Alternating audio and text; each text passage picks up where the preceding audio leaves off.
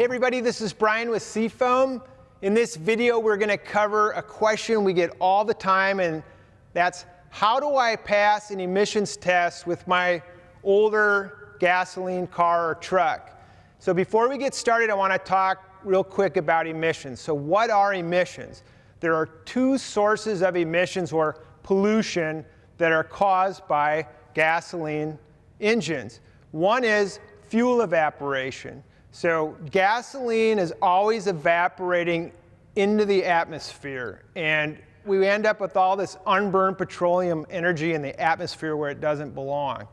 Now, when it comes to like emissions testing and what they're looking for, if our engines aren't burning the fuel completely in the chamber, gas emissions, or those same unburned fuel molecules, are being emitted out the tailpipe into the atmosphere. It's the same thing. So I'm going to show you how I would do it, and I tell people this all the time. There's a lot of ways you can do it, but I'm just going to show you how I would do it. There's two parts. First is I want to treat a low tank of fuel with at least 2 cans of Seafoam high mileage motor treatment. High mileage motor treatment is going to work in your fuel to do 2 things. One, it's going to clean residues and deposits from fuel injectors and chamber areas. By doing that, it's going to improve your injector spray patterns so your fuel burns more efficiently. All you do is remove the cap and pour the cans in. Be sure to have around 1/8 of a tank or less, and drive at least 20 miles to allow the high concentration mixture to work through the fuel injectors and upper engine. So once you've treated your fuel system with high mileage motor treatment, the next step is to use 2 cans of Seafoam spray back to back to clean the upper engine through the intake.